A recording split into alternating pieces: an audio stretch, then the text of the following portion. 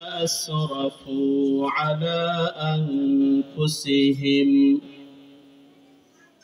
لا تقنطوا من رحمة الله إن الله يغفر الذنوب جميعا إنه هو الغفور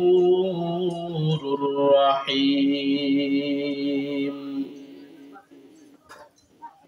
وقال النبي صلى الله عليه وسلم التائب من الذنب كمن لا ذنب له أو كما قال النبي صلى الله عليه وسلم. وقال تعالى إن الله وملائكته يصلون على النبي يا أيها الذين آمنوا صلوا عليه وسلموا تسليما. محبت জবান খুলে নবীর প্রেম ভালোবাসা দিলে নিয়ে কলিজা ছেঁড়া আর্তনাদ ব্যথা নিয়ে এমন ভাবে দুরূদ পড়ব যেন আমার নবী রওজায় পরে আমাদের দুরূদের আওয়াজ শুনতে পাই।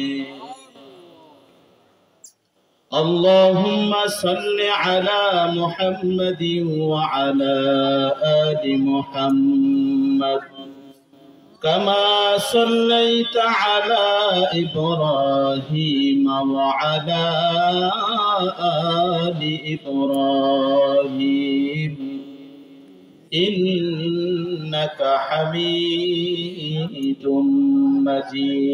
مجيد. اللهم بارك على محمد وعلى آل محمد كما باركت على إبراهيم وعلى آل إبراهيم إنك حميد مجيد. بلغ العلا بكماله كشف الدجى بجماله حسنت جميع خصاله صلوا عليه وآله. محمد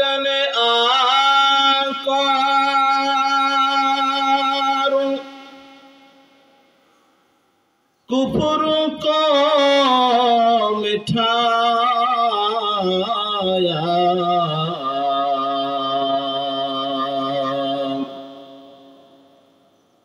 कुफर को मिठा कर सदाकतों को उठाया।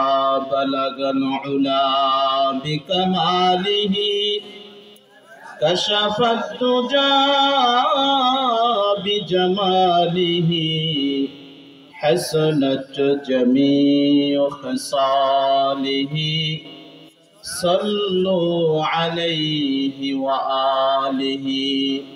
रबेर मोहब्बत एकटू सकले जबान खुले जिकिर करब ला इलाहा इल्लल्लाह ला इलाहा इल्लल्लाह ला इलाहा इल्लल्लाह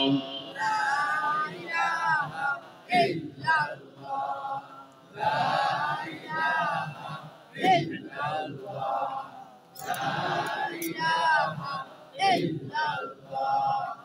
লা ইলাহা ইল্লাল্লাহ লা ইলাহা ইল্লাল্লাহ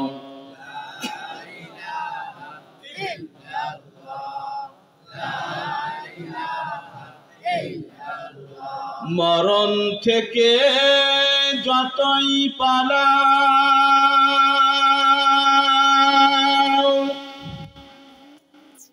মরণ তোমায় লইবে খুঁজি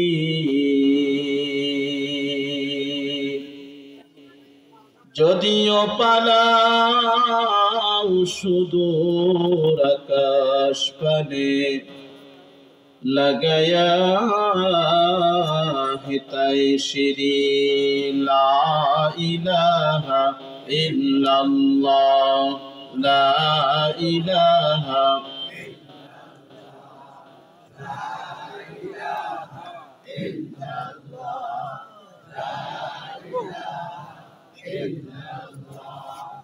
লা ইলাহা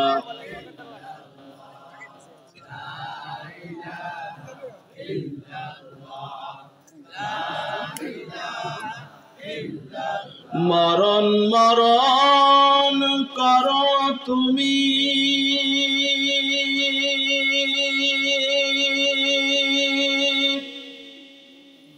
ও মন মরণ কি জিনিস বুঝলেই না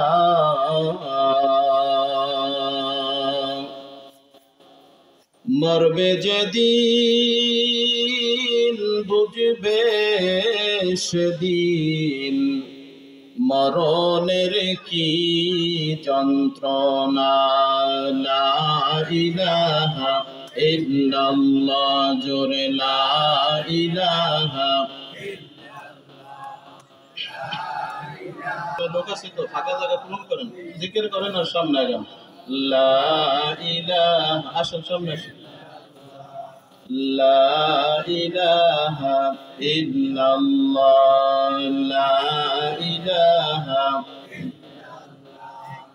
লা ইলাহা ইল্লাল্লাহ লা ইলাহা ইল্লাল্লাহ লা ইলাহা ইল্লাল্লাহ সুবহানাল্লাহ আলহামদুলিল্লাহ লা ইলাহা ইল্লাল্লাহ লা ইলাহা ইল্লাল্লাহ লা ইলাহা ইল্লাল্লাহ লা ইলাহা ইল্লাল্লাহ লা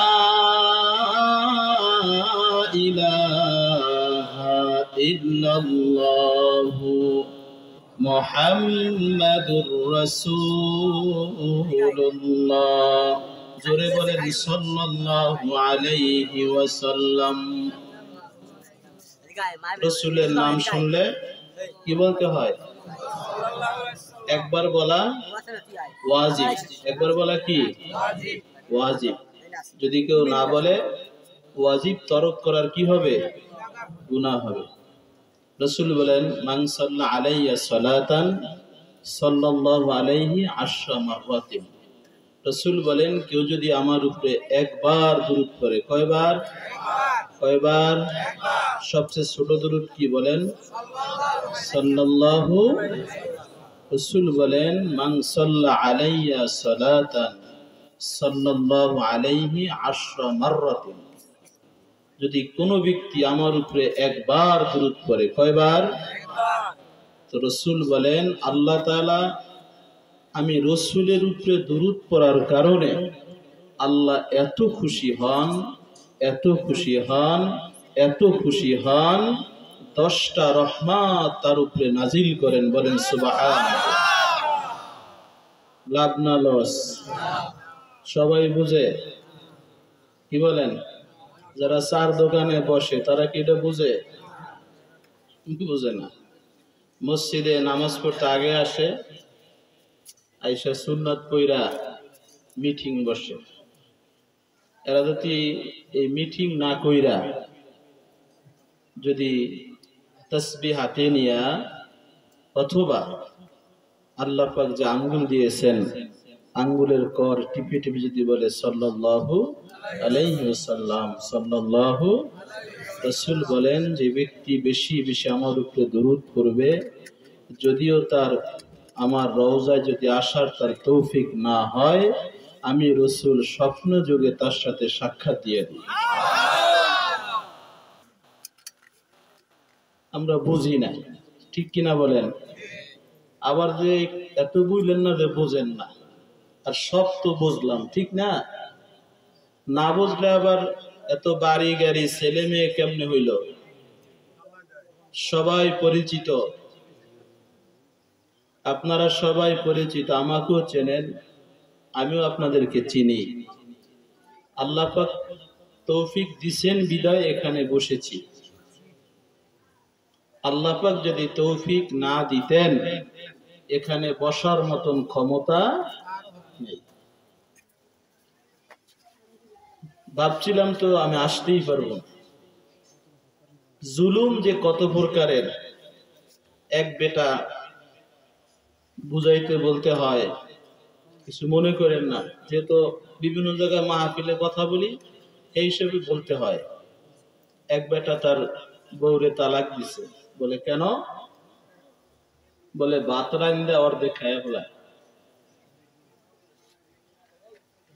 অনেক নিষেধ করে ফেরে না, পরে আরেকটা বিয়ে করছে, একজনে জিজ্ঞাসা কিরে কি অবস্থা? আগেটা তো রান দেখাইতো, এটা পুরো কাঁচা চাউল টিরামস খায় ফেলায়।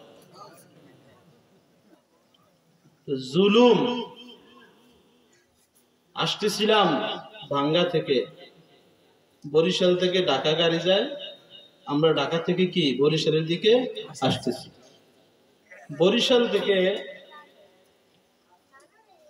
ঢাকার গাড়ি, বরিশাল থেকে যে গাড়ি ঢাকা যাইতেছে ও অ্যাক্সিডেন্ট করছে। এক গাইসা পোলাফান্ডি বড় বড় লাঠি লইয়া, ও মানে যে গাড়ি পায় এই গাড়ির এই ফিরেই ভাঙে। এটা কি ঠিক বলেন? রাসূল বলেন আয-যুলমু যুলমাত ইয়াউমাল কিয়ামা, জুলুমকারী কিয়ামতের দিন ঘোর অন্ধকারে থাকবে। যে করুক, যে দলেরই করুক, যে বংশের করুক, যে সমাজের করুক, যে এলাকার করুক, যে দেশের হোক না কেন, যে দলের হোক না কেন, যে গ্রুপের হোক না কেন, যে বংশের হোক না কেন, জুলুম করলে তার প্রাপ্য সে পাবেই, সে পাবেই। আমাদের সবর নাই, ধৈর্য নাই, এজন্য আমরা কি পাই না। আমরা মনে মনে ভাবি আল্লাহ ধরে না কেন? আল্লাহ কি করে? এত জুলুম। আল্লাহ পাক যখন সময় হবে, এক সেকেন্ড আগেও না পরেও না, সময় মতন ঠিকই ধরে কি ধরে না বলেন?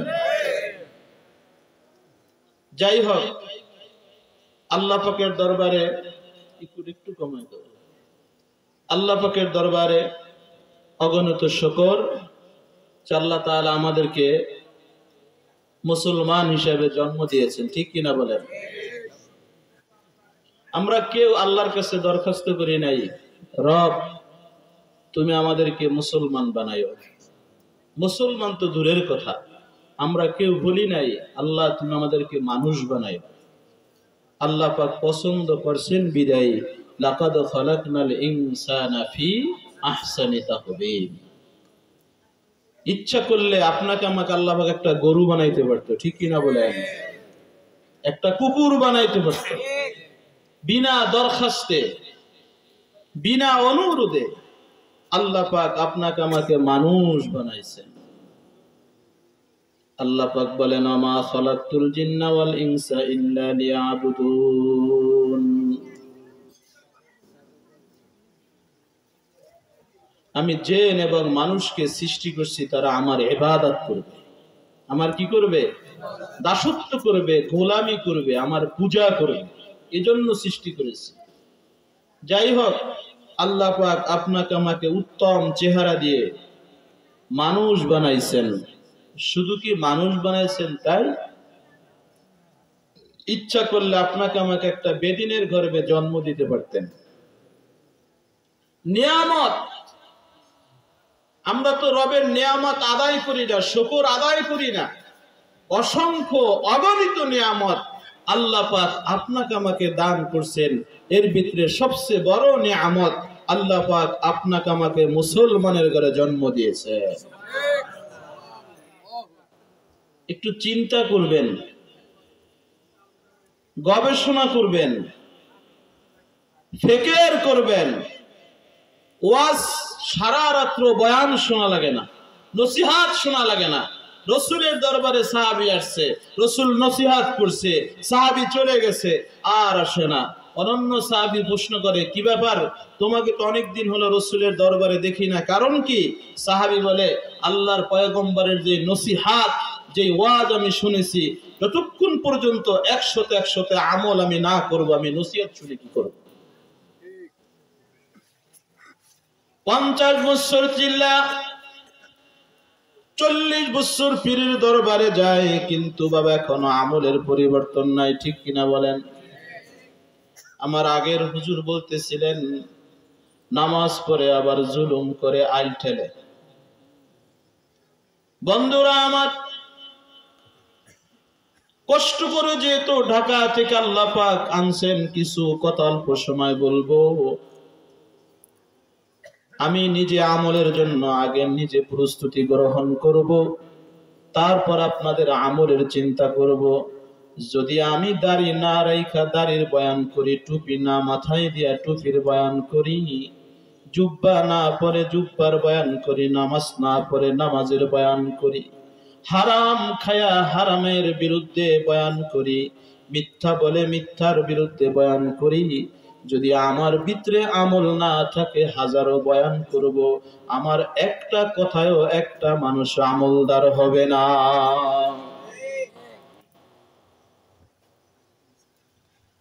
বলতেছিলাম, আল্লাহ তাআলা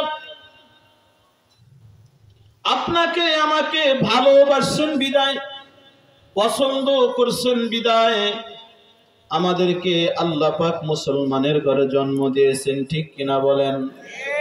মুসলমান কত দামি, কত দামি, কত দামি। আমার পয়গম্বর বলেন, যে ব্যক্তি জীবনে একবার কালেমা পড়ছে, কোনো নেক আমল করে নাই, কিন্তু একবার শুধু কালেমা পড়ে আল্লাহকে, আল্লাহর পয়গম্বরকে বিশ্বাস করছে, আর কোনো আমল করে নাই, যদি এই কথার উপরে সে অটল অবিচল থাকে, অনন্য গুনার শাস্তি ভোগ করার পরে একদিন না একদিন আমার ওই উম্মত জান্নাতে চলে যাবে। এটার নাম হইল মুসলমান। আল্লাহ পাক আপনাকে আমাকে মুসলমানের ঘরে জন্ম দিয়েছেন। ইচ্ছা করলে আপনাকে আমাকে হিন্দুর ঘরে জন্ম দিতে পারতেন কি পারতেন না বলেন? ইহুদির ঘরে জন্ম দিতে পারতেন, খ্রিস্টানদের ঘরে দিতে পারতেন না? না, আমার আপনার আল্লাহ পছন্দ করে মুসলমানের ঘরে জন্ম দিয়েছেন। জন্ম হয়ে আজানের শব্দ কানে শুনলাম, জন্ম হয়ে বাবার মুখে দাঁড়িয়ে দেখলাম, জন্ম হয়ে বাবার মাথায় টুপি দেখলাম, জন্ম হয়ে মায়ের জবানে কোরআনের তেলাওয়াত শুনলাম। আহা, যারা বেদিনের ঘরে জন্ম হয়েছে, জন্ম হয়ে উলু উলুর শব্দ শুনে জন্ম হয়ে তারা মূর্তি দেখতে পায়, জন্ম হয়ে তারা শিরকের কত গুনাহ দেখতে পায়, কিন্তু আমার রব ভালোবাসা আপনাকে আমাকে মহব্বত কইরা আমার আল্লাহ তাআলা মুসলমানের ঘরে জন্ম দিয়েছেন। যদি এই নিয়ামতের শুকর কিয়ামত পর্যন্ত হায়াত দেওয়া হয়, যদি কিয়ামত পর্যন্ত শুকর আদায় করতে থাকি, এই মুসলমান যে আল্লাহ পাক বানাইছেন এর শুকর আদায় শেষ হবে কিনা বলেন? এজন্য বন্ধুরা আমার, প্রতিটা নিয়ামত এত দামি। ছাত্রদেরকে ক্লাসে পড়াইতেছিলাম, নিয়ামতের ভিতরে 4টা নিয়ামত এমন দামি, যাদের কাছ থেকে এই 4টা নিয়ামত হারাই গেছে ওরা বোঝে নিয়ামত গুলো কত দামি। কিতাবের ভিতরে লেখে 1 নম্বরে আপনাকে আমাকে আল্লাহ পাক একটা হায়াত দান করেছেন। এই হায়াতটা কত দামি, যে ব্যক্তি দুনিয়া থেকে কবরে গেছে ও জানে হায়াতের কত দাম। দ্বিতীয় নম্বরে কিতাবের ভিতরে লেখেন যে সকল মানুষগুলো বৃদ্ধ হয়ে গেছে, যৌবন হারায় ফেলাইছে, কিতাবের ভিতরে লেখে ওই বৃদ্ধকে প্রশ্ন করো যৌবনের কত দাম। যৌবন আল্লাহ পাকের এমন বড় একটা নিয়ামত, আল্লাহ পাক আপনাকেও দিয়েছেন আমাকেও দিয়েছেন। যে ব্যক্তির জীবন থেকে যৌবনিয়াত চলে গেছে ওকে প্রশ্ন করেন যৌবনের কত দাম। আমি যখন শাটলা মাদ্রাসায় পড়তাম, নামি দামি এক ব্যক্তির নাম হইল কুলুদ্দিন মুন্সি, চিনেন কি চেনেন না বলেন? দাদা বলতাম, অনেক মহব্বত করত উনি আমাদেরকে। উনি থাকা অবস্থায় মসজিদে খাড়াইয়া লাঠি হাতে নিয়ে বলতো, এই ছাত্রগুলো সব আমার মহব্বতের, যদি ছাত্রের দিকে কেউ আঙ্গুল জাগাস আমি আমার লাঠি জাগায় দিব। আল্লাহ পাক জান্নাতের উচ্চ মাকাম দান করুক, বলেন আল্লাহুম্মা আমিন। উনি থাকা অবস্থায় মাদ্রাসা কত সুন্দর চলেছে, ঠিক কিনা বলেন? নিয়ামত হারাই গেছে। দাদা বলতাম উনি কখনো ফ্যানের নিচে খাড়াইতেন না নামাজের জন্য। অনেক মজা করতাম। একদিন বললাম, দাদা আপনি কেন ফ্যানের নিচে নামাজে খাড়ান না, কারণটা কি? কুলুদ্দিন মুন্সি বলে, নাতি আমার মতন যেদিন তোর বয়স হবে ওই দিন বুঝবি আমি কেন ফ্যানের নিচে নামাজে খাড়াই না। বলে ফ্যানের বাতাস যখন আমার মাথায় লাগে পুরা শরীর ঠান্ডা হয়ে যায়, আমার প্রস্রাব চলে আসে, আমার প্রস্রাব আমি আটকে রাখতে পারি। এই একটা অবস্থা আমাদের হবে কি হবে না বলেন? তো যৌবন আর কিয়ামতের দিন আল্লাহ পাকের কাছে প্রতিটা মানুষ কিছু প্রশ্নের সম্মুখীন হবে। এর ভিতরে একটা প্রশ্নের সম্মুখীন হবে, যৌবনকে তুই কোন কাজে লাগাইছিস? যৌবনের বাহাদুরি, যৌবনের অহংকার, অধিকাংশ গুনাই যৌবনের খাহেসাত মিঠাইতে যায়। যৌবনের শক্তির পাওয়ারে মানুষ করে কি করে, ঠিক কিনা বলেন? এজন্য বন্ধুরা আমার, কিতাবের ভিতরে আর একটা নিয়ামতের কথা লেখেন, যে ব্যক্তি অসুস্থ হয়ে গেছে তাকে প্রশ্ন করেন সুস্থতার কত দাম। এই যে আপনারা সুস্থ অবস্থায় বসে রইলেন, যা দেখেন বাডামের ভিতরে, যা দেখেন পঙ্গুতে, যান আইসিইউর ভিতরে, যান লাইফ সাপোর্টে, যান মিটফুডে, যান ন্যাশনাল হাসপাতালে, আমি গিয়েছি দেখেছি অসুস্থ মানুষগুলো কত কষ্টের ভিতরে আছে, কত হাহাকার করতেছে। যাদের মুখের ভিতরে আইসিইউ লাগানো আছে, সবচেয়ে আখেরে হইল লাইফ সাপোর্ট, যেটাকে বলা হয় যখন রোগী দেখে ইন্তেকাল মৃত্যুর সম্মুখীন হবে, লাইফ সাপোর্টের ভিতরে দেয়া দেয়। এমন একটা মেশিন আছে, মেশিনের ভিতরে উঠতেছে কত পার্সেন্ট তার ক্ষমতা আছে, শ্বাস নিঃশ্বাস কত পার্সেন্ট সে নিতেছে, ওটাকে বলা হয় লাইফ সাপোর্ট। আমি যখন ওটার ভিতরে গেলাম মিটফুড হাসপাতালের ভিতরে, আমার কলিজাটা ভয়ে যেন কালো হয়ে গেছে, কেমন যেন ঠান্ডা হয়ে গেছে। টিন টিন শব্দগুলো বাজতেছে, মানুষগুলোর মুখের ভিতরে মুখোশ লাগানো, মেশিনের ভিতরে তাকায় দেখি কোনোটা 30%, কোনোটা 20%, কোনোটা 40%। আমি ডাক্তারকে প্রশ্ন করলাম এগুলো কি উঠতেছে? বলে ইমাম সাহেব এই ব্যক্তির তার হার্টবিটের ক্ষমতা 30% আছে। আমারে বললে ইমাম সাহেব এদিকে আসেন, কখনো মৃত্যু ব্যক্তিকে আপনি দেখেছেন? বলে আমার দাদার মৃত্যু আমি দেখেছি। বলে আসেন আমার সাথে, কর্নার একটা মেশিনের কাছে নিয়ে আমার দেখাইল, একটু খারান দেখেন, এ ব্যক্তির হার্টবিট প্রায় 0-তে চলে গেছে। অল্প সময় পরে দেখলাম মেশিনটা বন্ধ হয়ে গেল। এই আল্লাহর বান্দা দুনিয়া থেকে বিদায় হয়ে গেছে। আল্লাহ পাক যে হায়াত আপনাকে আমাকে দিয়েছেন বাবা, আল্লাহ তাআলা বলেন, হে বনি আদম, আমি তোমাদেরকে সৃষ্টি করছি, তোমরা আমার ইবাদত করবা, আমার দাসত্ব করবা, আমার পূজা করবা। আল্লাহ পাক ভালোবেসে মহব্বত করে আমাকে মুসলমানের ঘরে জন্ম দিয়েছেন। এটা এমন বড় নিয়ামত, ইচ্ছা করলে আপনাকে আমাকে বেদরমির ঘরে জন্ম দিতে পারতেন। আরো কি নিয়ামত, কত নিয়ামত বলবো। 2,24,000 পয়গম্বর আল্লাহ পাক দুনিয়ায় পাঠাইছেন। এই কুল কায়নাত, যত সৃষ্টি, বাবা আদম থেকে কিয়ামতের পূর্বক্ষণ পর্যন্ত যত মানুষ দুনিয়ায় আসবে, এই মানুষের ভিতরে সর্বশ্রেষ্ঠ মানব মুহাম্মদুর রাসূলুল্লাহ সাল্লাল্লাহু আলাইহি ওয়াসাল্লাম। এত দামি।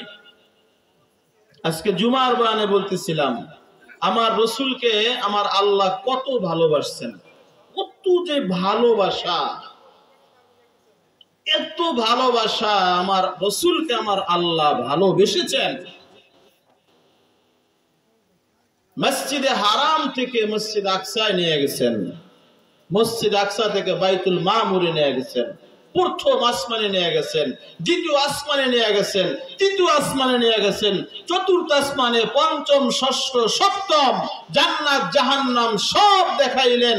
আল্লাহর সামনে 70,000 নূরের পর্দাকে সব ভেদ করে রপ্রাপে চড়ায়া আমার রসুলকে আল্লাহর সামনে নিয়ে বসাইছেন। সুবহানাল্লাহ।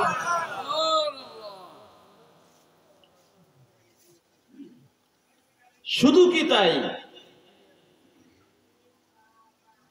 আগে গহরডাঙ্গার নাজিম তালিমাত ছিলেন কোদালিয়ার বড় হুজুর রুহুল আমিন সাহেব। উনি শের বলতেন, উনি লাইলুল মজদুর শের বলতেন। ফরহি হায় মিসলে অমর বরফে কম, চুপকে চুপকে রপ্তা রপ্তা দম বাদম। আরো উনি শের বলতেন, পায়ে সাগবু সীতা মজনু, খলকে গুফতে ইসুকুন, গুপ্তে ইসাদ কাবা কাহি কোহেলাইলা রফতাবু। এগুলো কবি বানাইছেন। উনি বলতেন যে মজনু কুকুর একটা ধইরা পায়ে চুমা শুরু করছে, খালি চুমায়। তো মানুষগুলো বলে, পাগল জানে কোথাকারের, কুকুরের পায়ে তুই কেন চুমাস? বলে, তোরা তো দেখো কুকুর, আমি দেখি আমার মাসুকা। বলে, কেমনে? বলে, এই যে 4 দেওয়াল দেখোস, এই 4 দেওয়ালের ভিতরে আমার মাসুকা থাকে, যার নাম হইল লাইলা। এই বাড়ি দিয়ে এই কুকুরটা হাইটে আসছে, আমি তো আমার লাইলির সাক্ষাৎ পাই না। আমাদের একজন ইমাম, যার নাম হইল ইমাম মালিক, উনি 80 বছর মদিনায় রয়েছেন। 80 বছরের ভিতরে কখনো উনি মদিনার ভিতরে একদিন প্রস্রাব পায়খানা করেন না। উনি কখনো 80 বছরে কখনো উনি জুতা পরিধান করেন নাই। প্রশ্ন করছে, মালিক আপনি কেন এগুলো করেন না? ইমাম মালিক রাহমাতুল্লাহ আলাইহি বলেন, যেখানে আমার মাসুকা ঘুমানো, যেখানে আমার মাসুকার রওজা, আমি এখানে কেমনে প্রস্রাব পায়খানা করি? সুবহানাল্লাহ।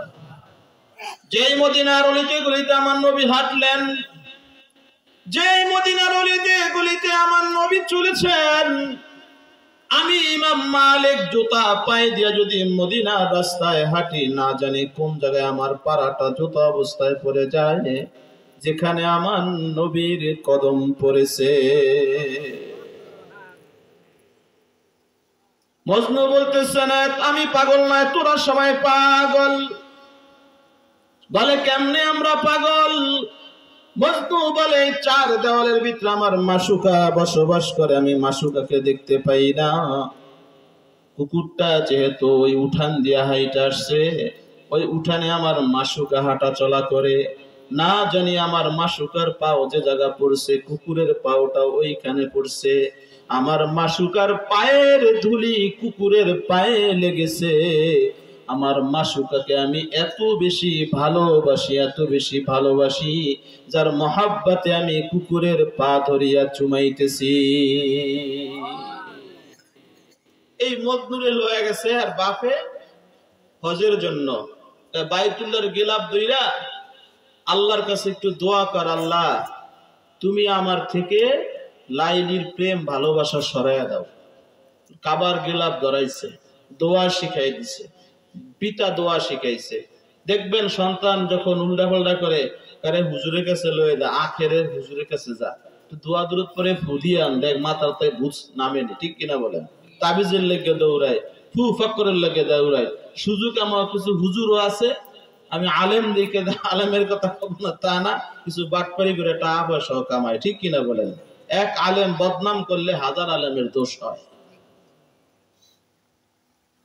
যাই হোক, মজনুকে বলতেছেন তার পিতা, কাবার গেলাম তুইরা ক আল্লাহ লাইলির জ্বালা আর বাঁচতেছি না, তার মোহাব্বত সরাইয়া দাও। মজনু কাবার গেলাম ধরছে, মজনু ডাক দেবার, আল্লাহ লাইলির যে প্রেম ভালোবাসা আমার ভিতরে আছে, আল্লাহ তোমার কাছে আমি দোয়া করি, আল্লাহ এই ভালোবাসার হাজার গুণে আমার ভিতরে তুমি বাড়ায়া দাও। আমার পয়গম্বরকে আল্লাহ তাআলা এত ভালোবাসেন, এত মোহাব্বত করছেন, আমার আল্লাহ তাআলা দুনিয়া থেকে মসজিদে হারাম থেকে মসজিদে আকসায় নিয়ে গেছেন, মসজিদ আকসা থেকে বাইতুল মামুরে নিয়ে গেছেন। জিব্রাইল আমার নবীর সাথে চলতেছে, প্রথম আসমানে গেলেন, ফেরেশতার দরজায় আওয়াজ দিছে, ভিতর থেকে আওয়াজ দিছে, কে? বলে আমি জিব্রাইল। বলে তোমার সাথে একজন যেন কাকে দেখা যায়, উনি কে? বলে উনি মুহাম্মাদুর রাসূলুল্লাহ সাল্লাল্লাহু আলাইহি ওয়াসাল্লাম। বলে তার কি আসার জন্য আল্লাহ পাক পারমিশন দিয়েছেন? বলে হ্যাঁ পারমিশন দিয়েছেন। তোমার কাছে কি কোনো দলিল আছে? এর দ্বারা বোঝা যায় আসমানের দরজা বন্ধ থাকে, ঠিক কিনা বলেন? আমার এক মুসাল্লি আমার একদিন বলতেছে, আল্লাহর বান্দা মারা গেছে, দেখেন কি ধারণা। বলে হুজুর যখন আল্লাহ পাক বিচার করবেন, বিচারের দিন তো সব মানুষ কিয়ামতের মাঠে থাকবে। আমি বলছি হ্যাঁ। উনি বলতেছে আল্লাহ যে আল্লাহ তো বিচার নিয়ে ব্যস্ত থাকবেন, আমি পুট কইরা, মানে কেরানীগঞ্জের বাসা, বলে আমি তল দিয়া নিচ দিয়া আমি দৌড়ে চলে যামগা। কি বুদ্ধি! আল্লাহ বিচার করবো, উনি কি পাহে দেবগা। এরকম বুদ্ধি শুধু উনি একলা না, অনেকেই আছে। যদি না থাকতো এরকম বুদ্ধি, তাহলে নামাজ পড়ে না কেন? ঠিক কিনা বলেন? যদি এই বুদ্ধি না থাকতো তাহলে নামাজের কথা বললে রাগ হয় কেন? যদি এই বুদ্ধি তার ভিতরে না থাকতো কোনো সুদ খায় কেন? যদি এই বুদ্ধি তার ভিতরে না থাকতো এখনো মেয়েগুলো বেপরদায় চলায় কেন? যদি এই বুদ্ধি তার ভিতরে না থাকতো এখনো আলেমের বিরুদ্ধে কথা বলে কেন?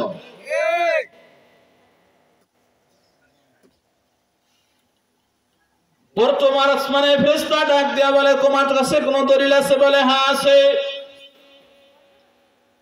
বলে দলিল দেখাও।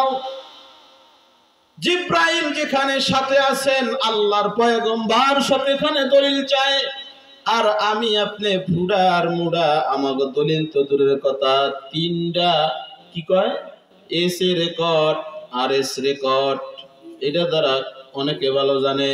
রসুলের তো শুধু দলিল চাইছে, আমাকে রেকর্ড সহ চাইব, ঠিক কিনা বলেন? পালাই যাইবা, কোথায় পালাই যাইবা?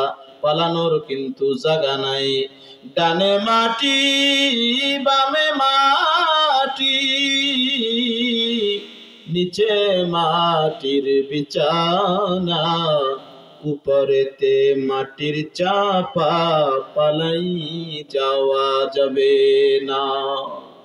আপন আপন যারে বলো,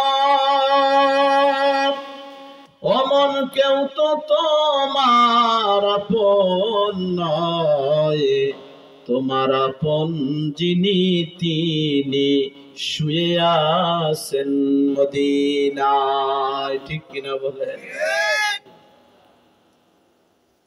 ফেরেশতা বলল তুমি দলিল দেখাও। জিব্রাইল দলিল দেখাইলেন, দরজা খুললেন। এই বয়ান আমার উদ্দেশ্য না, যাই হোক, দ্বিতীয় আসমানে একই অবস্থা, তৃতীয় আসমানে একই অবস্থা, চতুর্থ আসমানে একই, পঞ্চম আসমানে একই অবস্থা, ষষ্ঠ আসমানে একই অবস্থা, সপ্তম আসমানে একই অবস্থা। রসুলের সাথে জিব্রাইল আছে, রসুল কিছু বলে না। জিব্রাইল ঘুরা ঘুরা সব কিছু দেখায়, বলে এইটা এই, এইটা এই, এইটা এই। সবুজ একটা মাঠের ভিতরে রসুলকে নিয়ে গেছেন, সুন্দর একটা ঘর দেখাইলেন। জিব্রাইলকে রসুল প্রশ্ন করে, ভাই জিব্রাইল, এই ঘরটা কার? বলে ঘরটা আপনার। বলে আমি একটু ভিতরে দিয়ে দেখি। বলে তাইনি? বলে হ্যাঁ। রসুলকে দরজা খুইলা দিলেন, রসুল ভিতরে গেলেন, এখন আর বের হয় না। জিব্রাইল বলে রসুল আসেন। বলে না, আমি আর যাব না, আমি ঘরেই থাকবো। কি জান্নাত, কি আরামের জায়গা, রসুল আসতে চায় না। দেখছেন অবস্থা? যদি আরাম বুঝতাম, ঘুম হারাম কইরা ফজরের নামাজ জামাতে পড়তাম। যদি আরাম বুঝতাম, মালের যাকাত ঠিক মতন দিতাম। ঠিক কিনা বলেন? যদি আরাম বুঝতাম, টুপি মাথায় দিয়া চলতাম। যদি আরাম বুঝতাম, মুখের দাড়ি লম্বা রাখতাম। যদি জান্নাতের আরাম বুঝতাম, জুব্বা পয়রা চলতাম। যদি জান্নাতের আরাম বুঝতাম, সব সময় মসজিদে পয়রা থাকতাম। আমার রাসূল বলে, জিব্রাইল আমি আর যাব না। জিব্রাইল বলে, ইয়া রাসূলুল্লাহ, কি বলেন, আপনি যাবেন না? বলে না, আমি এখান থেকে যাব না। বলে উম্মত উম্মত উম্মত উম্মত। বলে হ্যাঁ, ঠিকই তো বলেছো, আমার উম্মত। রাসূল ইন্তেকালের সময় দুইটা কথা বেশি বলছেন। একটা হইল ইয়া উম্মতি, ইয়া উম্মতি। রাসূল মদিনায়, রাসূল রে কোথায় পাওয়া যায় না, রাসূল রে। সাহাবায়ে কেরাম পেরেশান, রাসূল কই? সাহাবায়ে কেরাম রাসূলকে তালাশ করতেছেন, রাসূলকে পাওয়া যায় না। হযরত ওমর তরবারি নিয়ে মদিনার রাস্তায় খাড়ায় গেছেন। হে মক্কার মুশরিক কাফেররা, আজকে একটাকে আমি ছাড়ব না, একটা একটা ধরবো আর জবাই করব। বল আমার নবী কোথায়, বল আমার নবী কোথায়? ওমরের হুঙ্কারের ভয়ে কাফেররা এখন নবীর তালাশ করে। মুহাম্মাদুর রাসূলুল্লাহ কোথায়? হযরত আয়েশার ঘরে রাসূল ঘুমায় রইছেন। ঘুমের ভিতরে আয়েশা হাত ফেলাইলেন, দেখে পাশে রাসূল নাই। আয়েশা ঘুম থেকে উঠছেন, রাসূল নাই, রাসূল নাই। রাসূল মনে হয় আমারে ধোঁকা দিয়া, নাউজুবিল্লাহ, মনে হয় আমারে আজকে ঠগাইয়া অন্য বিবির ঘরে চলে গেছেন। এবার প্রতিটা বিবির দরজায় যে হযরত আয়েশা রাসূলকে তালাশ করে, কোন দরজায় যে রাসূলকে তালাশ করে পায় না। হযরত আয়েশা রাসূলকে তালাশ করতে করতে জান্নাতুল বাকি গোরস্থানের চলে গেছেন। দেখে কান্নার আওয়াজ পাওয়া যায়, দেখে জান্নাতুল বাকিতে আমার পয়গম্বর দুইটা হাত আসমানের দিকে জাগায়া উম্মতের জন্য কাঁদতেছে, কাঁদতেছে। আল্লাহ, আমার এতিম উম্মত গুলারে তুমি শাস্তি দিও না আল্লাহ, আমার এতিম উম্মত গুলারে তুমি মাফ করে দাও আল্লাহ। এমন রাসূল আল্লাহ আমাদেরকে দিয়েছেন, এমন রাসূলের উম্মত আপনাকে আমাকে আল্লাহ তাআলা বানাইছেন। এমন রসুলের উম্মত করে আপনাকে আমাকে আল্লাহ তাআলা দুনিয়ায় পাঠাইছেন, মদিনায় রসুলের কোনো খোঁজ নাই। সাহাবায়ে কেরাম তালাশ করে রসুল কোথায়, রসুল কোথায়, রসুল কেন পাওয়া যায় না। হযরত ওমর তালাশ করে, উসমান তালাশ করে, আলী তালাশ করে, আবু বকর তালাশ করে। হঠাৎ করে তালাশ করতে করতে মরুভূমির পাহাড়ি এলাকায় চলে যায়। হযরত আবু বকর, ওমর, উসমান, আলী রসুলকে তালাশ করতেছে। যাইয়া দেখতেছে এক রাখাল দেখা যায়, রাখাল বকরি চড়াইতেছে। রাখালকে বলে, ও রাখাল, এই চেহারা বিশিষ্ট একজন মানুষ তুমি দেখছো নি? রাখাল বলে, শোনো ভাই, আমি এক মালিকের গোলাম। এই যে উটগুলো, বকরিগুলো দেখো, এগুলো আমাকে মালিক দিয়েছেন খানা খাওয়ার জন্য। আজকে একদিন নয়, 2 দিন নয়, 7 দিন পর্যন্ত আমার বকরিগুলো কিছু খায় না। হে তোমরা কারা, শোনো, একটা মানুষ এই পাহাড়ের ভিতরে দেখো কাঁদতেছে, কাঁদতেছে, শুধু একটা কথা বইলাই কান্দে, ইয়া উম্মতি, ইয়া উম্মতি। উম্মতির কত মায়া রাসূলের, ও নবীর উম্মতের দল। কেমনে তুমি টুপির বিরুদ্ধে বলো, কেমনে তুমি দাড়ি কাটো, কেমনে তুমি জুব্বার বিরুদ্ধে বলো, কেমনে তুমি রাসূলের সুন্নাতের বিরুদ্ধে বলো। আবু বকর, ওসমান, আলী পরামর্শ করে, অবশ্যই এই ব্যক্তি মুহাম্মাদুর রাসূলুল্লাহ ছাড়া অন্য কেউ হবে না। সাহাবায়ে কেরাম দৌড়ে গেছে, যা দেখে রাসূল সিজদায় পড়ে শুধু উম্মতি উম্মতি বলে কান্দে।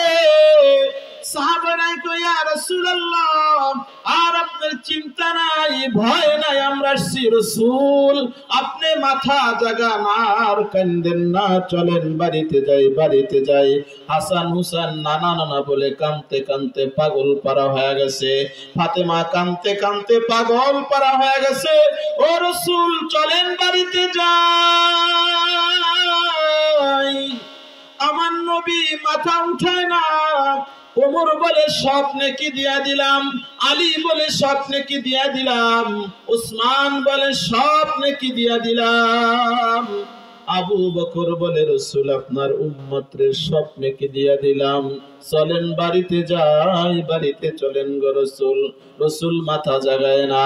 সাহাবায়ে কেরাম পরামর্শ করে, শোনো, এখান থেকে রাসূলকে নিতে হইলে ফাতেমা এবং হাসান হুসাইন ছাড়া রাসূলকে নেওয়া সম্ভব নয়। সবাই ফাতেমার বাড়ির দিকে দৌড়ে যায়।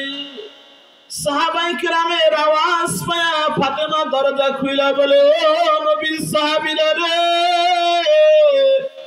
আমার বাবার খবর পাইছুনি? এই দুনিয়ায় আমার বাবার কেউ নাই। আমার বাবা এতিম মানুষ, আমার বাবারে কাফেররা কত কষ্ট দেয়। আমার বাবা নামাজ পড়ে, আবু জাহেল মরা উটের নড়ে বুড়ি আমার বাবার মাথার উপরে ফেলায়া দেয়। ওই যে তায়েফের কাফেররা আমার বাবারে করে রক্তাক্ত করেছে। বলো, আমার বাবার কোনো খবর পাইছুনি? ফাতেমা কাঁদতে কাঁদতে বেহুশ হয়ে যায়। সাহাবায়ে কেরাম বলে, ও ফাতেমা, চিন্তা করো না, তালাশ পেয়েছি, খবর পেয়েছি, তবে আনতে পারি নাই। তুমি না গেলে নবীরে ওখান থেকে আনা সম্ভব হবে না।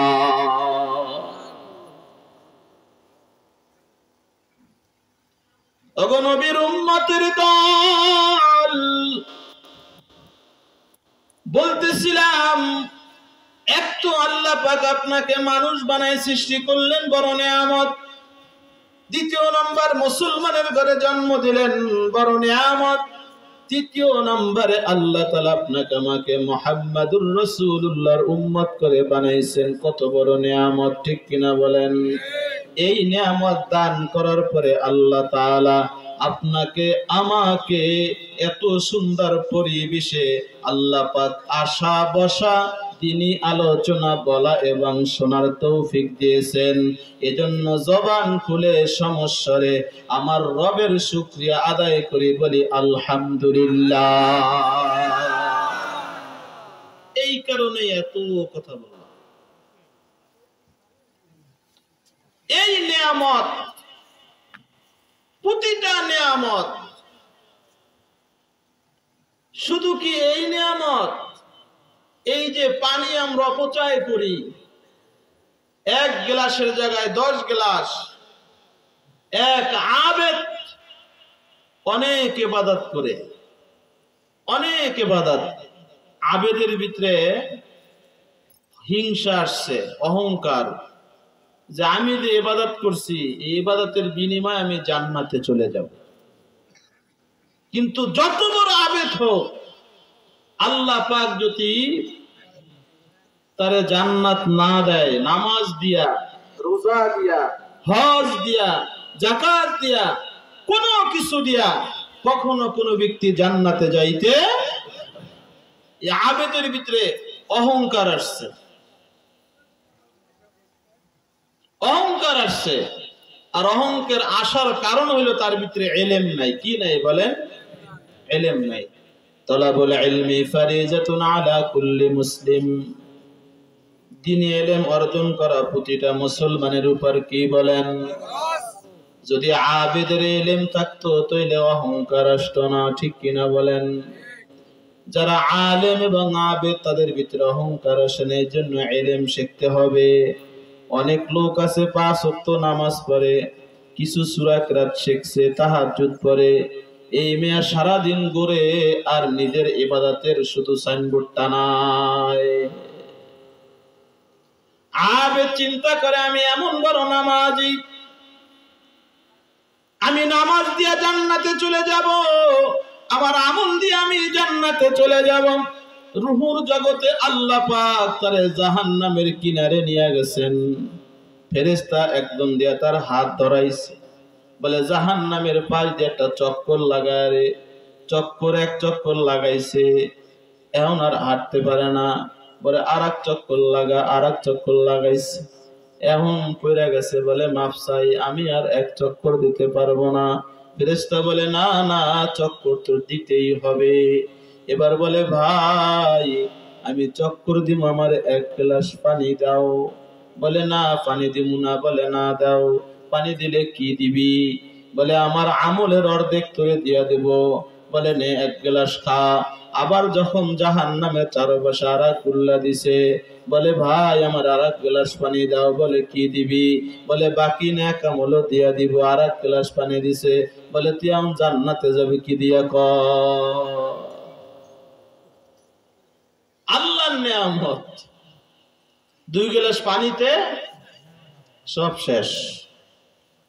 যাই হোক, আল্লাহ তাআলা আপনাকে আমাকে মহব্বত করে ভালোবেসে এই মজলিসে আসার বসার তৌফিক দান করছেন। খুশি না বেজার? সবাই খুশি না? এখানে তো মাহফিল শুরু থেকেই প্রতি বছরেই এই নগণ্য কেরা ডাকে, এজন্য আসা মহব্বতে। তো বয়ান হযরত উলামায়ে কেরাম করবেন, আমরা তো নিজের ঘরের মতন একটু আপোষে মুজাকারা। যাই হোক, আল্লাহ তাআলা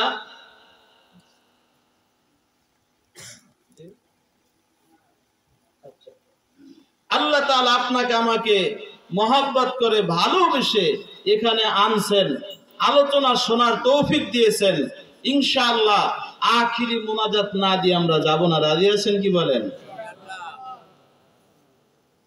যারা যাওয়ার, বয়ান শুনতে হইলে 3টা জিনিস লাগবে।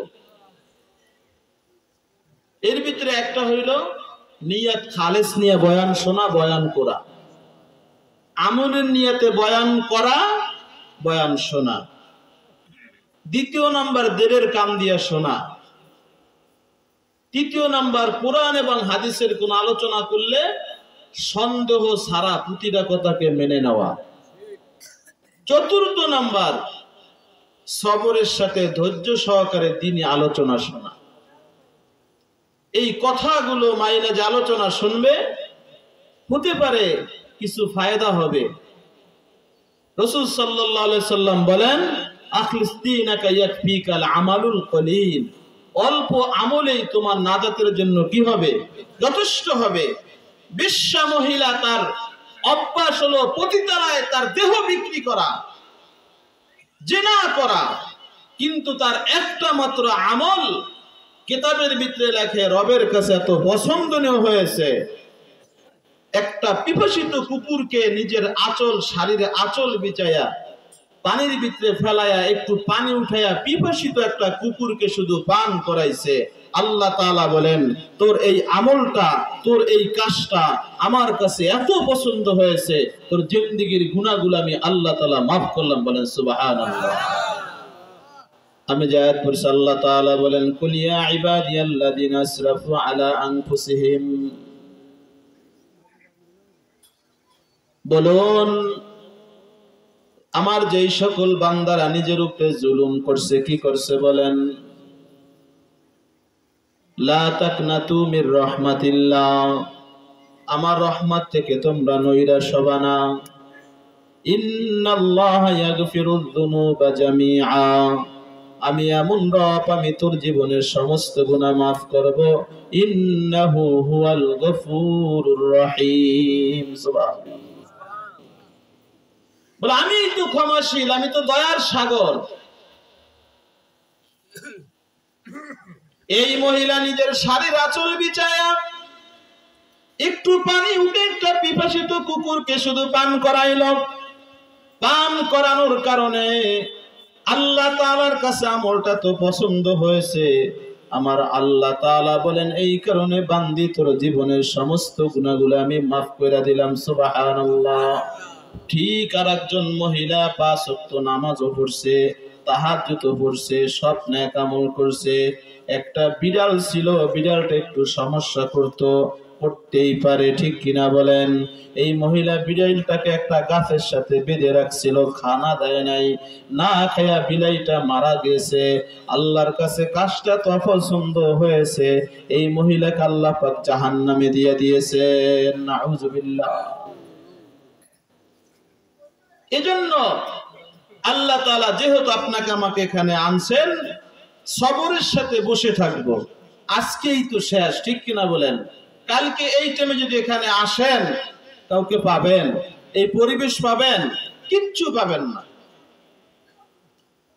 তো যে আয়াত তেলাওয়াত করেছি আমি, সূরা জুমারের 53 নম্বর আয়াত, আয়াতের অর্থ তো শুনলে নেই।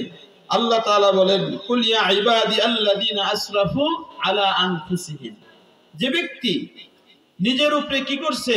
জুলুম করছে, লা তাকনাতু মির রাহমাতিল্লাহ, সেজন্য আমার রহমত থেকে নৈরাশ না হয়।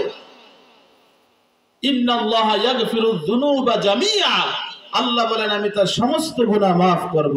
ইন্নাহু হুয়াল গফুরুর রহিম। সুবহানাল্লাহ।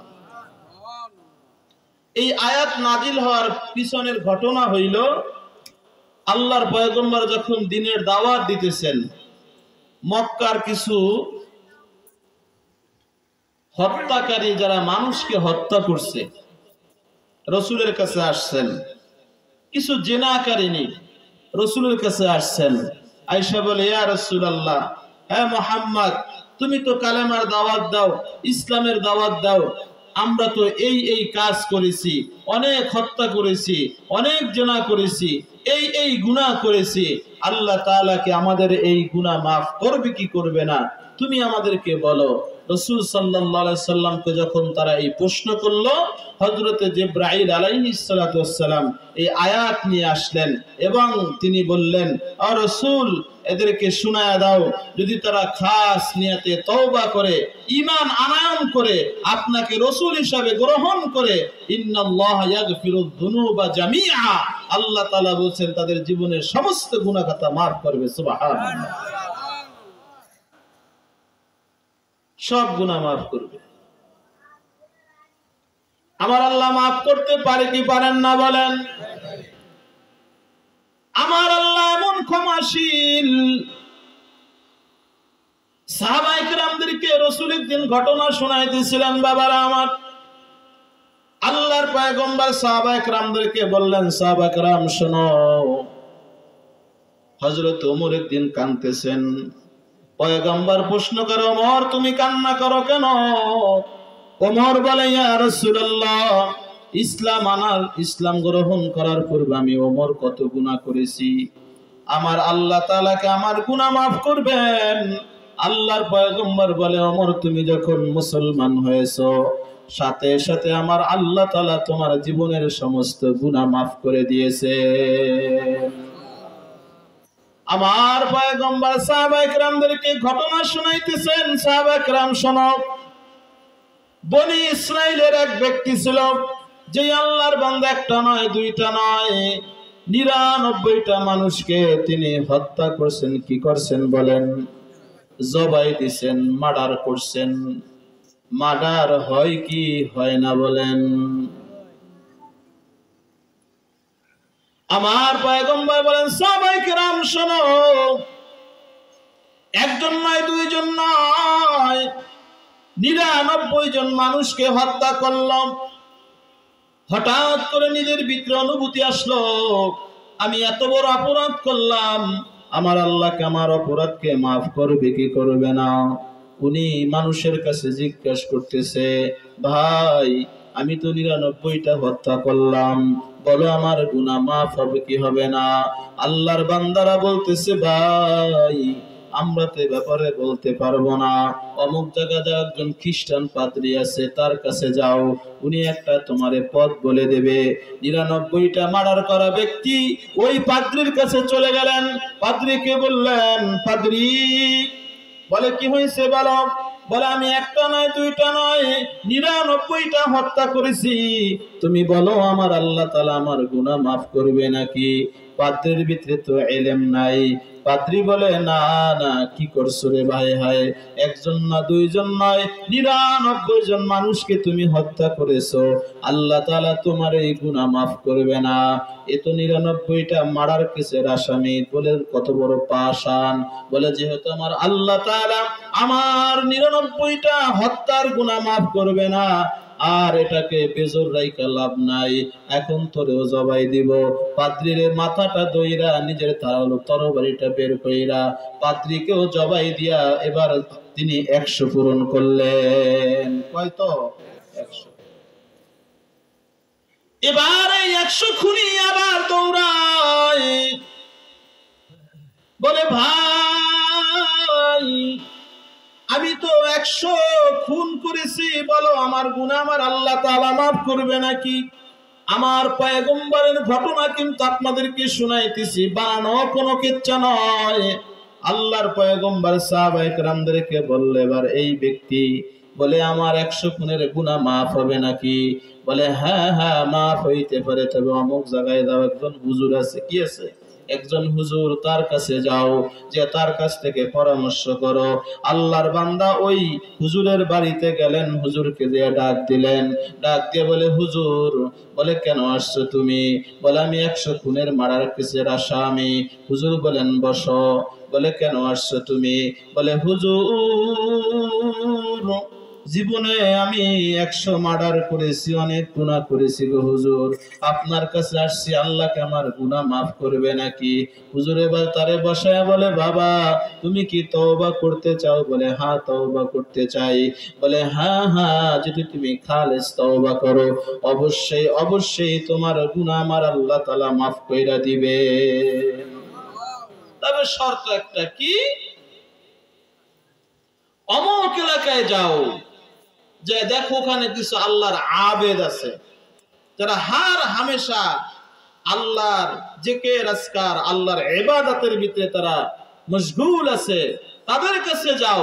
ওখানে যে তুমি তার তওবা করে তাদের সাথে তুমি ইবাদতে লাগা যাও। আল্লাহর বান্দা রওনা দিয়েছেন। কিছু দূর যাওয়ার পরেই আল্লাহ তাআলা বলেন, মরণের যখন সময় আসবে দেরি করা হবে না, ঠিক কিনা বলেন? কুল্লু নাফসিন যায়িকাতুল মাউত। মরণ আসবে কি আসবে না বলেন? মরণ থেকে পালায় কি বাঁচা যাবে কি যাবে না বলেন? যাবে না বাবা, মরণ থেকে ভাগার কোনো রাস্তা নাই। যদি বাঁচতেই পারতো, কোটি কোটি সম্পদের যারা মালিক তারা কিছু হায়াত কিনে লইতো, ঠিক কিনা বলে? আরে আপনি আমি আর কয় টাকার মালিক আর কয় বিঘা সম্পদের মালিক, এত বাহাদুরি কিসের? কি হইছে আপনার আমার? কিতাবের ভিতরে লেখে সাদ্দাত এত বড় আল্লাহর খোদাদ্রোহী ছিল, নাফরমান ছিল, এ আল্লাহর জান্নাতে যাবে না। বলেন নাউজুবিল্লাহ। এরকম লোক এখনো আছে যারা বলে আরে মরার পরে আর কি হবে, মরে গেলে তো শেষ হলো। বলেন নাউজুবিল্লাহ। বলে কি বলে না বলে? সাদ্দাত বলে আমি আল্লাহর জান্নাতে যাব না, আমি নিজেই জান্নাত বানাবো, ওই জান্নাতে আমি যাব। 11,000 কামরা বিশিষ্ট উনি এক জান্নাত বানাইছেন। ওই এলাকার ওই দেশের যত সুন্দরী মেয়ে ছিল, শুনছে জান্নাতের ভিতরে হুর গেলমান থাকবে, এই মেয়েগুলা নিয়ে রুমে রুমে সাজাইছে। পুরা 11,000 কামরা বিশিষ্ট জান্নাত কমপ্লিট। সাদ্দাত জান্নাত উদ্বোধন করবে। বলতেছিলাম বয়ান করতেছি, বয়ান শুনতেছেন, না জানি কার জন্য কাপড়ের কাপড় কোন দোকানে অপেক্ষা করতেছে। বয়ান শুনতেছি, বয়ান শুনতেছেন, বয়ান করতেছি, জানি না এখান থেকে আমি নেমে যাইতে পারবো কি পারবো না। এজন্য বন্ধুরা আমার, সাদ্দাতের কাছে খবর পাঠাইছে, বাদশা নামদার জান্নাত কমপ্লিট, আসেন উদ্বোধন করবেন। সাদ্দাতের ঘটনা তো জানেন, চেনেননি, কত বড় বাটপার। আল্লাহ তাআলা রে কোন জায়গা থেকে বাঁচায়া কোথায় আনছেন, কত বড় নাফরমান। জাহাজ ডুবে গেছে, কাঠের উপরে সন্তান প্রসাব করছে, মালাকুল মউত আসছে, জান কবজ করছে। মালাকুল মউত কে আল্লাহ তাআলা প্রশ্ন করছে, ও মালাকুল মউত, তোরে তো আমি বানাইছি, তোর ভিতরে কোনো দয়া নাই, কোনো মায়া নাই? বলে হ্যাঁ আল্লাহ। যখন বনি আদম কে আল্লাহ পাক বানাইবেন, হযরত জিবরাইল কে পাঠাইছেন, মিকাইল কে পাঠাইছেন, হযরত ইসরাফিল কে পাঠাইছেন দুনিয়া থেকে মাটি নেওয়ার জন্য। যখন মাটিকে ধরতে যায়, মাটির জবান খুলে যায়, মাটি হাউমাউ করে কান্নাকাটি করতে থাকে। জিবরাইল, মিকাইল, ইসরাফিল বলে মাটি কেন কান্না করো? মাটি বলে আমাদেরকে দিয়া বনি আদম বানায়ো না। বলে কেন? বলে বনি আদম বানাইবা, নামাজ পড়তো না, রোজা রাখতো না, হজ করতো না, যাকাত দিত না, গুনাহ করবে, গুনার কারণে যখন জাহান্নামে যাবে, আমি মাটি দ্বারা বনি আদম বানাইলে আমারও জাহান্নামের আগুনে জ্বলতে হবে। আজরাইলকে পাঠাইছেন মাটি নেওয়ার জন্য। 3 ফেরেশতা মাটির কান্না শুনে কেউ মাটি নিতে পারে নাই। বলে বুঝছি তোদের দ্বারা কাজ হবে না, এই কাজ সংগঠিত করার জন্য আমার আর একজন আছে, যার ভিতরে কোনো মায়া নাই, দয়া নাই, ঠিক কিনা বলেন? কত হাসপাতালে সন্তান প্রসব করছে, মার ইন্তেকাল হয়ে গেছে। আল্লাহ তাআলা আজরাইলকে পাঠাইছেন, আজরাইল যাও জমিন থেকে মাটি নিয়ে আসো। আজরাইল আসছে, মাটি ধরছে, মাটি কান্না শুরু করছে। আজরাইল জিজ্ঞাসা করে মাটি কান্না করো কেন? মাটি সব ঘটনা বললেন। আজরাইল বলে আমার রবের হুকুম। কার হুকুম বলেন? রবের হুকুম। রব বলছে তোরে নিতে, তুই যতই কান্না করস, যতই বয়ান করস, আমি তোরে নিয়েই যাব। যেহেতু আমার রব বলছে নিতে, তোর কথা আগে না, আমার রবের কথা আগে। নিয়ে গেছে মাটি। এই সাদ্দাত কত বড় বাটপার! কাঠ থেকে আল্লাহ পাক তারে জমিনে আনলেন, বাঘ দ্বারা পাললেন, নাফরমান, কত বড় নাফরমান। কিছু সিটার নাফরমান আছে, গোপনে গোপনে আল্লাহ আল্লাহ করে, প্রকাশ্যে আবার নিজেরে নিজে আল্লাহ দাবি করে, বলেন নাউজুবিল্লাহ। ফেরাউনের কাছে সবাই আসছে, বলে ও ফেরাউন, তুমি তো আমার খোদা? বলে হ্যাঁ। বলে বৃষ্টি দাও, বৃষ্টি দাও। বলে ঠিক আছে, যা, রাত্রে বৃষ্টি হবে। শয়তান রে ডাকছে, শয়তান আয়। আরে শয়তান আয়, বৃষ্টি চাই, বৃষ্টি দিমু কেমনে? বলে আপনি চিন্তা করেন না, বৃষ্টি রাত্রে হবে। সব শয়তান মিলা প্রসাব করছে, এমন প্রসাব গন্ধে কেউ ঘর থেকে বের হইতে পারে না। সকালবেলা সব দৌড়ে গেছে, এ খোদা তুই কি বৃষ্টি দিলি রে? বলে হ্যাঁ, আমার মতন খোদার, আমার খোদার তোরা বান্দা, এর চেয়ে ভালো বৃষ্টি আর আমি দিতে পারি না, ঠিক কিনা বলেন?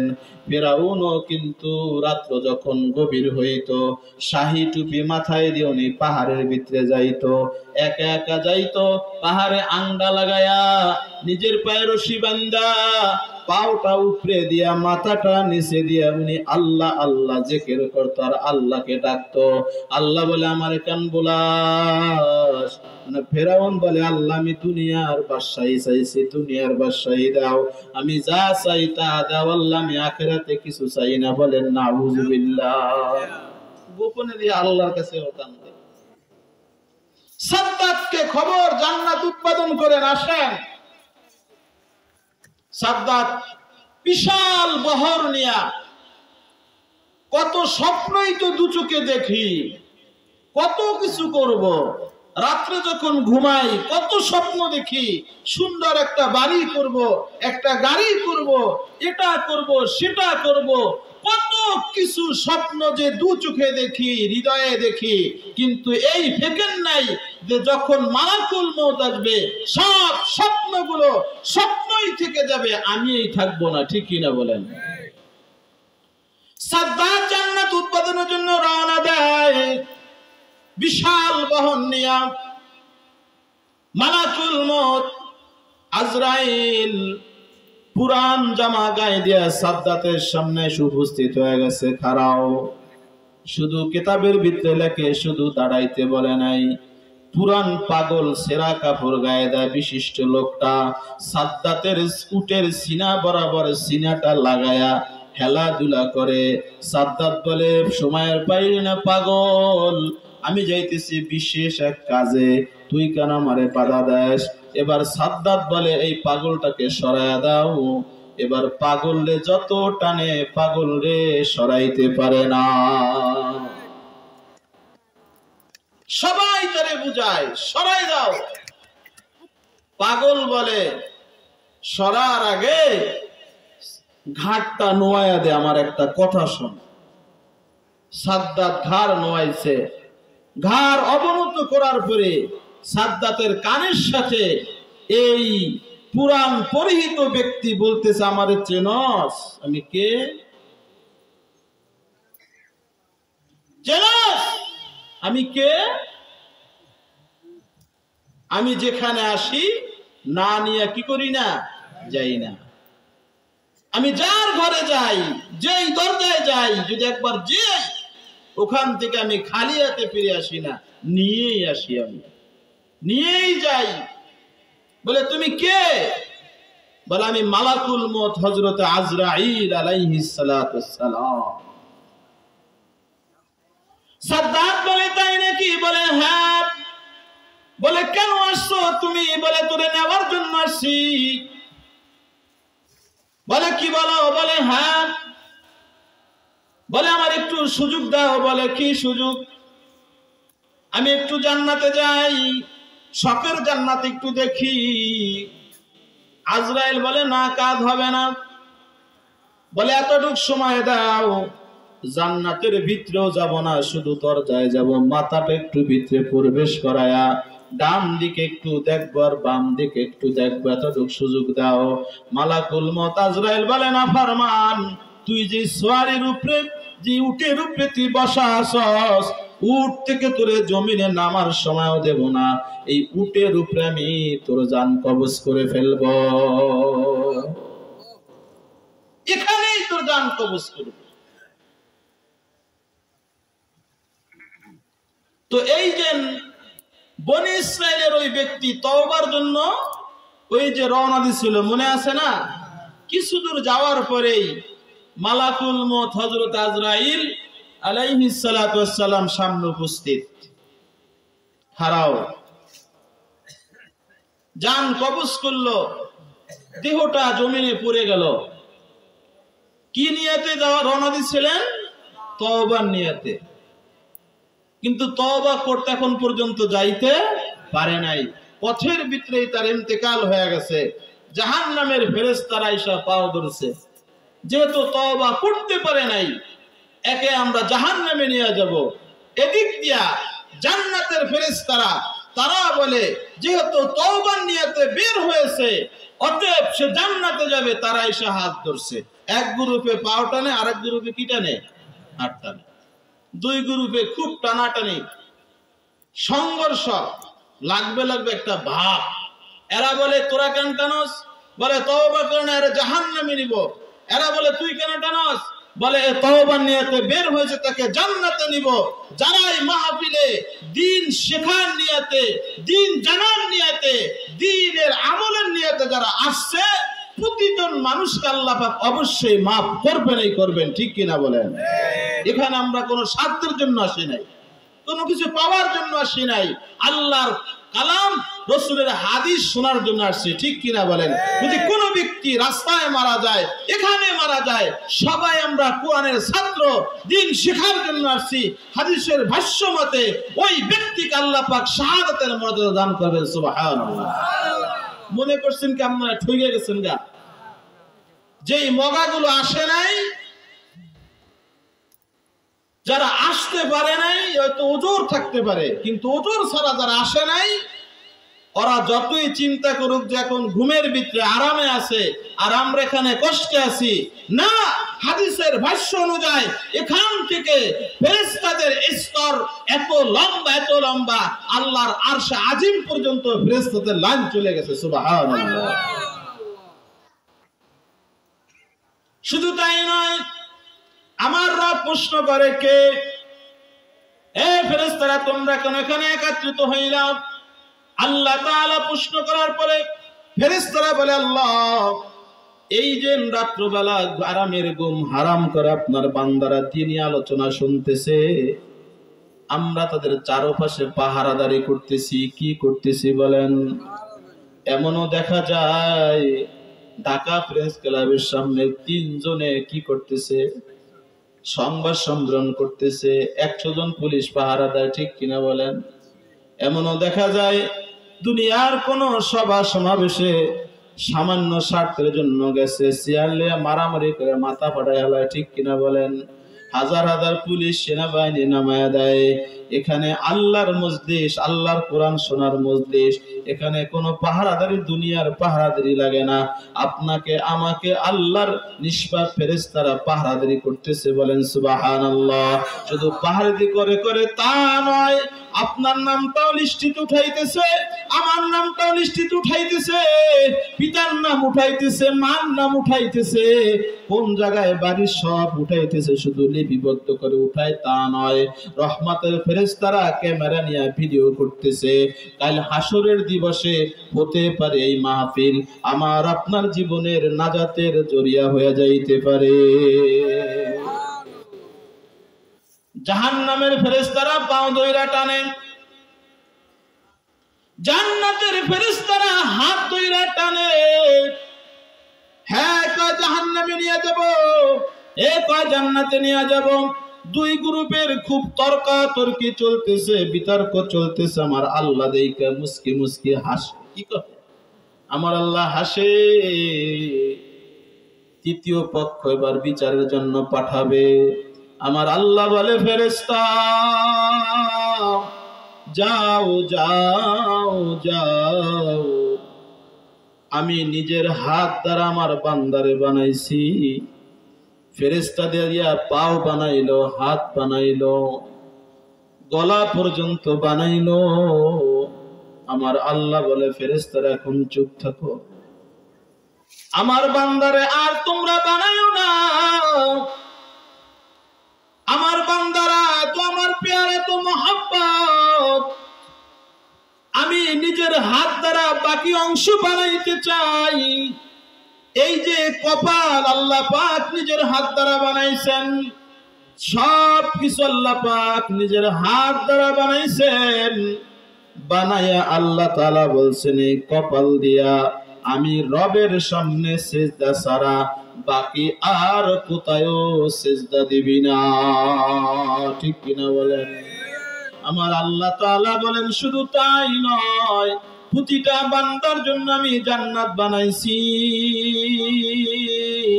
রাসূল যখন মেরাজ থেকে আসছেন সাহাবায়ে কেরামের সামনে জান্নাতের বয়ান করতেছেন, সাহাবায়ে কেরামদেরকে বলে ও সাহাবীরা জানোনি জান্নাতের দাম কত? বলে কত দাম?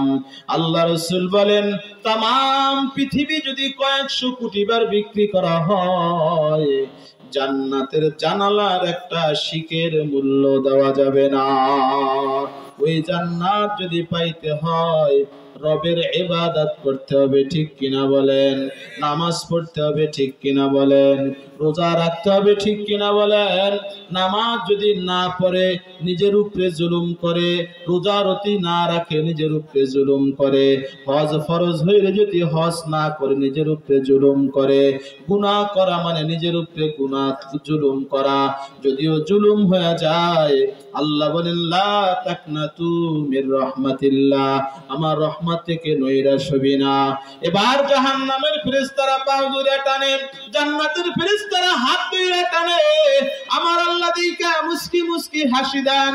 আমার আল্লাহ তাআলা তৃতীয় এক ফেরেশতারে পাঠিয়ে দেন, ফেরেশতা তুমি যাও বিচার করে দাও বান্দা যেখান থেকে তওবার জন্য যেই বাড়িতে দৌড় দিছে, যেইখানে ইন্তেকাল করছে, দুই দিকে মাপ লাগাইবা। যদি তওবার বাড়ি কাছে হয় জান্নাতে দিবা, যদি তওবার বাড়ি দূরে হয় যেখান থেকে দৌড় দিছে ও জায়গা কাছে হয় তাহলে জাহান্নামে দিবা। ফেরেশতা মাপার জন্য আসলেন। আল্লাহ তাআলা বলেন বান্দা আমি তোরে এত ভালোবাসি, এত দয়া করি বান্দা, 5 বছর হইছে নামাজ পড়স না, 10 বছর হইল নামাজ পড়স না, 20 বছর হইল নামাজ পড়স না, 40 বছর হইল নামাজ পড়স না, 60 বছর সনম সনম কইয়া শুধু ডাকে। সনম একটা মূর্তির নাম। 1 বছর নয়, 2 বছর নয়, মূর্তিটাকে সামনে নিয়া 60 বছর শুধু সনম সনম সনম সনম কইয়া ডাকে। একদিন মনের ভুলে জবান থেকে বের হয়ে গেছে সমাদ। কি বলেন? সমাদ। আল্লাহর এক নাম হইল কি বলেন? সমাদ। কুল হুয়াল্লাহুস সামাদ। এবার 60 বছর শুধু সনাম সনাম বইলা ডাকে, সনাম থেকে কোনো আওয়াজ নাই। এবার 60 বছর পর একদিন হঠাৎ করে জবান থেকে সমাদ শব্দ বের হইল। আমার আল্লাহ আসমান থেকে আওয়াজ দিল, ইয়া আব্দি, হে বান্দা তুমি আমারে বলাও কেন? আমি তো তোমার সামনে উপস্থিত হয়ে গেছি। সুবহানাল্লাহ। এবার এই ব্যক্তি বলে কে গো তুমি? বলে আমি হইলাম তোর সমাদ। বলে আমি তো 60 বছর সনাম সনাম করে ডাকলাম, একদিন আমার ডাকের জবাব দিল না। একবার শুধু সমাদ বললাম, তুমি ডাকের জবাব দিলা। আমার আল্লাহ তাআলা বলে বান্দা বড় আদর কইরা বানাইছি, তোরা যখন গুনাহ করস আমি আল্লাহ তাআলা কষ্ট পাই, যখন নামাজ পড়স না আমি আল্লাহ তাআলা কষ্ট পাই, যখন আমার হুকুম মানুষ না আমি আল্লাহ তাআলা কষ্ট পাই। যে কিরে আমারে ছাইরা চলে গেলি, কিন্তু যখন নিজের ভুল বুঝতে পাইরা গহীন রাত্রবেলা যখন সব মানুষ ঘুমায় যায় আমার গুনাহগার বান্দা ঘুমায় না, যায় নামাজটা বিছায়া 2 রাকাত নামাজ পড়া যখন আমি আল্লাহকে ডাক দেও, আমি আল্লাহকে ডাক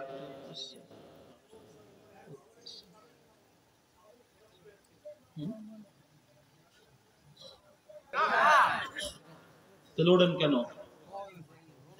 ওঠেন কেন? এটা পরিবেশ নষ্ট হয়। যারা যদি কেউ 1 নাম্বার ধরে জানগা, বুঝলেন? এবার নষ্ট করেন না। অনেক মুরব্বী আছে, অনেক সময় সমস্যা হয়ে যায়। এই জন্য আর একটু পরিবেশ একটু সুন্দর করে শীত একটা ভাব, ঠিক না? এই জন্য একটু জিকির করি আর আমরা এই কাছাকাছি আসি, সামনাসামনি বসা। সাহাবায়ে কেরাম এই যে চেহারাটা দেখেন, এটা কিন্তু শুধু আমি যে বয়ান করি তা না, রাসূল সাল্লাল্লাহু আলাইহি সাল্লামের থেকে এভাবে অবনত এভাবে আসতেছে। ফাযাক্কির ফাইন্না যিকরা তানফাউল মুমিনিন। রাসূলকে আল্লাহ তাআলা বলেন, হে রাসূল আপনি মানুষদেরকে নসিহত করুন। নসিহত ঈমানদারকে কি দেয়? ফায়দা দেয়। অতএব সাহাবায়ে কেরাম রাসূলের সামনে চাতক পাখির মতন বসে থাকছেন। রাসূল বলেন, দুনিয়া আমার সয় সম্পদের কোনো ওয়ারিশ রাইখা যায় নাই, আমার তো সম্পত্তিই নাই। রাসূল একদিন রাত্রবেলা ঘুমায় না, হযরত আয়েশার হুজরায় ঘুমায় আবার উঠে যায়, ঘুমায় আবার উঠে যায়। রাসূলকে আয়েশা প্রশ্ন করে, ইয়া রাসূলুল্লাহ আপনি এরকম করতেছেন কেন? রাসূল বলেন, আয়েশা আমি তো প্রতিদিন সকাল থেকে দুপুর পর্যন্ত যা আমার হাতে আসে সব আমি দান করে দিই। কি করি?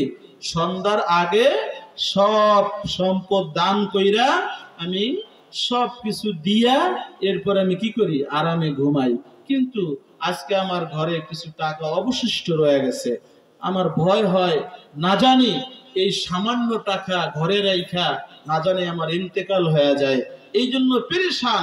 সকাল হইতে দাও, টাকাগুলো দান করব, আমার পেরেশানি কি হবে? দূর হয়ে যাবে। আর আমরা কি করি? বাংলাদেশে তো রাখি, সুইজারল্যান্ড পাড়াই, ব্রিটেনে বাড়ি করি, দুবাই বাড়ি করি, মালয়েশিয়া বাড়ি করে, সিঙ্গাপুর বাড়ি করে, এমনও এক একজন হোনা দেয় 100 200 300 বাড়ি করছে। কোন নাউজুবিল্লাহ। চোরার দলেরা চুরি, খালি চুরি। গু এফিটো যেমন ওপিটু কি সেমন। আমি কোন ব্যক্তিকে বা কোন দলকে, কোন গোষ্ঠীকে না, যে গু খায় তাকে বলতেছি, ঠিক কিনা বলেন? শোনেন, আপনার পকেটের টাকা আপনি খাইতেছেন, এমন টাকা যে এই টাকা আপনার পকেটে কিন্তু আপনি খাইতেছেন, এইটা টাকা খান না আপনি, কেমন যেন যে ব্যক্তি খায় কেমন যেন সে ময়লার থেকেও খারাপ খায়।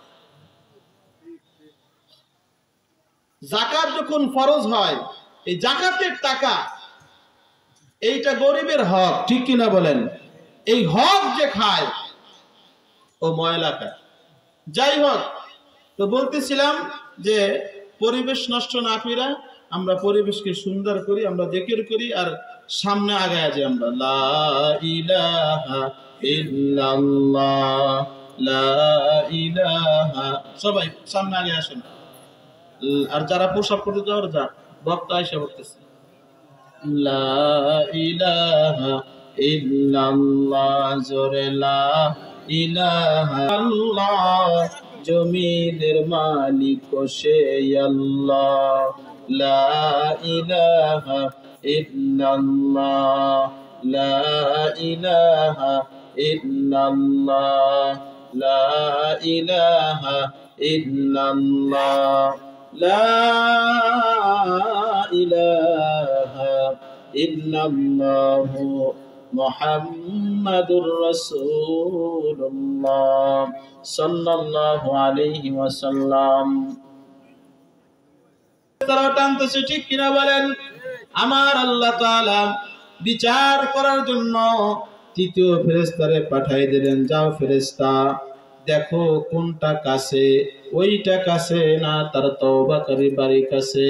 ফেরেশতারা মাপতেছে, কিন্তু যেখান থেকে তওবার জন্য তিনি রওনা দিয়েছেন এই বাড়িটা কাছে, যেখানে তওবার জন্য রওনা দিয়েছেন ওই বাড়িটা দূরে। কিন্তু আমার আল্লাহ তাআলা বলেন, বান্দাকে আমি ভালোবাসি, তারা আমি জাহান্নামে দিতে চাই না।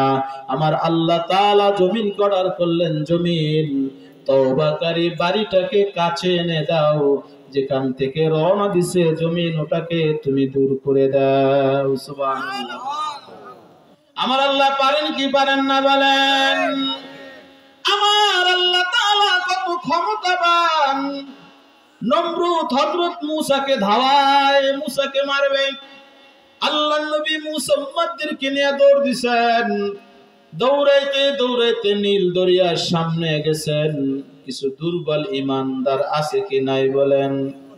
আল্লাহরে বিশ্বাস করে করে করে করে সামান্য সুস্থ হইলে আল্লাহকে ভুলা যায়, ঠিক কিনা বলেন? মুসার কিছু দুর্বল উম্মত ছিল, বলে মুসা তোমার কথা শুই না তো বিপদ হইছে। বলে কেমনে? বলে সামনে হইল নীল দরিয়া, এদিক দিয়ে ফেরাউন তার বাহিনী নিয়ে আসতেছে, আমাদেরকে তো মরা ছাড়া আর কোনো পথ নাই। হযরতে মূসা বলেন, ও আমার উম্মতেরা শোনো, আমার আল্লাহ তাআলা অবশ্যই অবশ্যই একটা রাস্তা বলে দেবেন।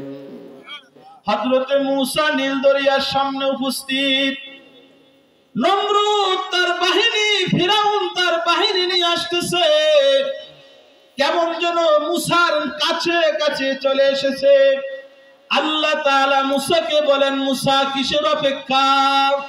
হযরতে মূসা বলে, আল্লাহ একদিকে ফিরাউনের বাহিনী আর একদিকে নীল দরিয়া, আল্লাহ আমি কি এখন কি করব? আমার আল্লাহ বলেন, তোমার শ্বশুর হযরতে শুআয়ব, কি নাম বলেন? হযরতে শুআয়ব হলো মূসার শ্বশুর। বলে তোমারে কি জান্নাতের লাঠি কি দেয় নাই? বলে হ্যাঁ আল্লাহ দিছে। বলে অপেক্ষা